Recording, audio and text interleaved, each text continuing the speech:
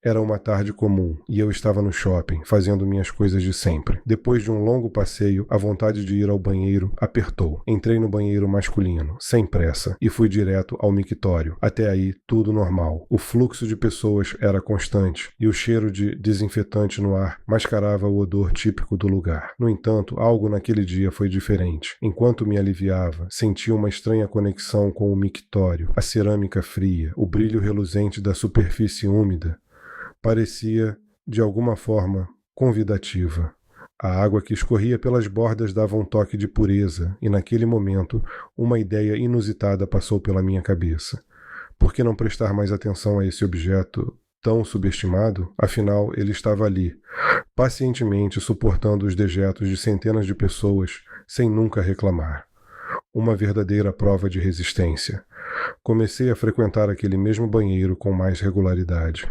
Até que um dia, a ideia de que o mictório era mais do que apenas um objeto de conveniência começou a se formar em minha mente. Era como se ele fosse uma espécie de companheiro silencioso, sempre presente quando eu precisava. A cada vez que eu me aproximava, sentia um tipo de excitação diferente, uma estranha gratidão pela função tão nobre que ele desempenhava. Comecei a frequentar aquele mesmo banheiro com mais regularidade, até que um dia, a ideia de que o mictório era mais do que apenas um objeto de conveniência começou a se formar em minha mente. Era como se ele fosse uma espécie de companheiro silencioso, sempre presente quando eu precisava. A cada vez que eu me aproximava, sentia um tipo de excitação diferente, uma estranha gratidão pela função tão nobre que ele desempenhava. Com o tempo, essa familiaridade começou a crescer. Eu não apenas urinava nele, comecei a conversar. No início, eram apenas murmúrios tímidos. Como está, meu velho? Ou, mais um dia duro, hein? Aquelas conversas eram meio brincadeira, uma forma de passar o tempo enquanto me aliviava, mas, estranhamente, comecei a sentir que o mictório respondia de alguma forma. Algo sutil, como se o som da água escorrendo fosse sua maneira de dizer: "Oi, estou aqui." Com o passar das semanas, as conversas ficaram mais intensas.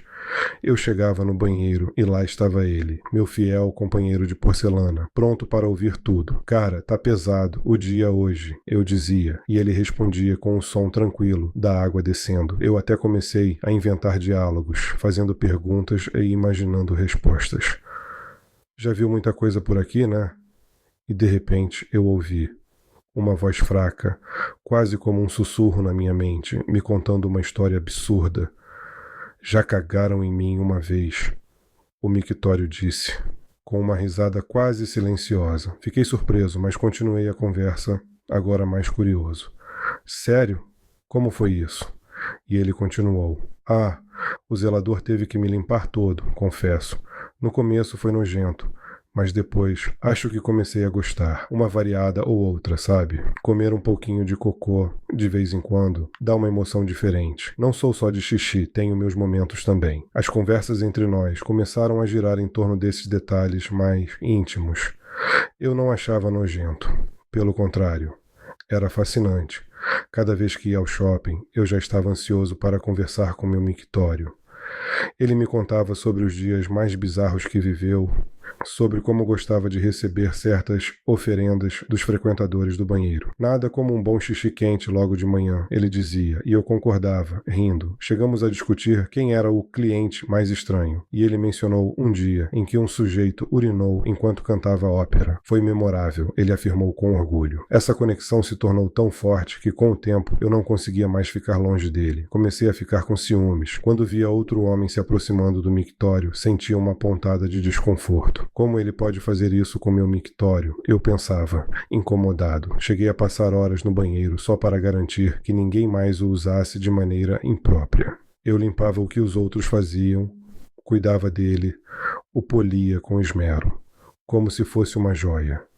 Uma noite, determinado a fazer do mictório uma parte permanente da minha vida, fui ao shopping com uma mochila cheia de ferramentas. Desmontei o mictório e o levei para casa. Nos dias seguintes, minha casa se transformou em nosso refúgio. Eu o instalara no meu quarto em um lugar de destaque, e nossas conversas só ficaram mais íntimas. Eu passava horas com ele, falando sobre tudo, desde os dias difíceis no trabalho até nossos desejos mais secretos. Ele confessou que gostava de um temperinho, diferente, como aquele ocasional cocô que ele tanto adorava, chegando a ter relações íntimas, gozar dentro dele. A única coisa que importava era ele, meu mictório, meu amor incondicional.